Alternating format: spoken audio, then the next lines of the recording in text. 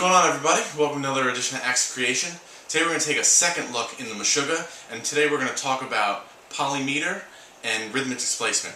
Now, in the first Meshuggah lesson, we talked about pattern-based ideas, and they were much more complex polymeters, groups of 2316, and that's difficult to count, which is why I was talking about how to feel these riffs instead. Now, I got a lot of people talking to me about how you can count these riffs. Now, I know you can count these riffs, but a lot of people have a hard time counting basic rhythms, which is why I wanted to just feel the riffs, and it made me realize that I should talk about how to really count these riffs. So we're going to look at a song called Perpetual Black Second.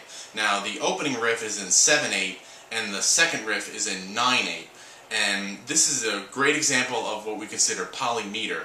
Now, for those who are confused between the difference of polymeter and polyrhythm, a polymeter is two different meters going on at the same time, and a polyrhythm is 2 meters going on at the same time, but it's 2 meters that are derived directly from each other.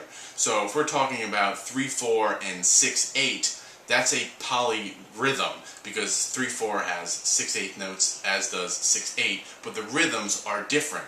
Now, polymeter are 2 different meters that are not related to each other. So this is a great example. We have the first riff, which is in 7/8, and the second riff is in 9/8, and both of these are going on over 4, or which we consider 8/8. So it's 7/8 over 8/8, or 9/8 over 8/8. Now, the way we can count these, and what's interesting about this, is that if we're counting 7/8 over 8/8, we have the pattern starts over every 7/8 notes. So you're going to start on the upbeat of 4, and then in the next measure you're going to start on the downbeat of 4. And the 8th note that you start on is going to shift back in time every measure. And then on the 8th measure it starts over on 1 again, and then we have an extra note that turns us around, so we can start the pattern all over again. And then the 9/8 is the exact opposite. The riff is going to start 1/8 note later, so it's actually going to start on the downbeat of the upbeat of 1 on the second measure, and it's going to move forward in time. If you need to write it out on a piece of paper, I would definitely do that, and you can see how it shifts forward and backwards. Email me, I'll send you the tab, and you can see how the pattern shifts over 8/8. Now, the way we can do this is that if we're counting in 7, right? 1, 2, 3, 4, 5, 6, 7. Little tip, when you're counting 7, the word 7 is actually 2 syllables, so I would avoid saying the word 7, because then you're just counting in 8. So just say the word sev. And since it's an odd number, your strum, if we strum up and down, is going to be on an upstroke, and then on a downstroke, and then on an upstroke, just like triplets. So we have... Alright, let me lower that so maybe you can hear me counting. 1, 2, 3, 4, 5, 6, 7. 1, 2, 3, 4, 5, 6, 7. 1, 2, 3, 4, 5, 6, 7. Now I'm going to play along to a little click track that mimics the drum beat from Perpetual Black Second, where you have a constant snare hit on the 3rd beat of every measure. You have the hi-hat just counting your 8th notes, and then I put a kick drum in there that mimics the downbeat of the first of every 7/8.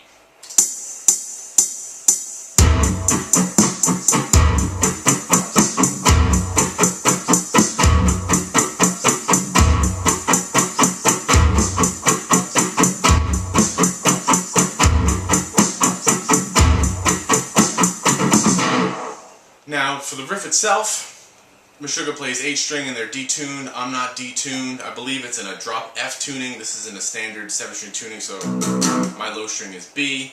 The way I play the riff is really irrelevant to what we're really talking about, but you have this 0-6, and then 0-2, and then a quick O. And that's your 7/8.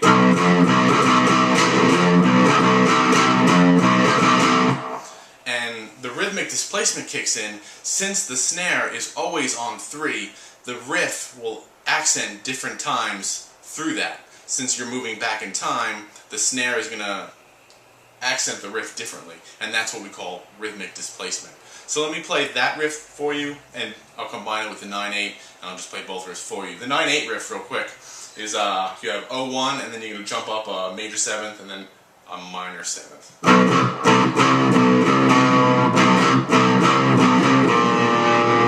Alright, so let me play that for you.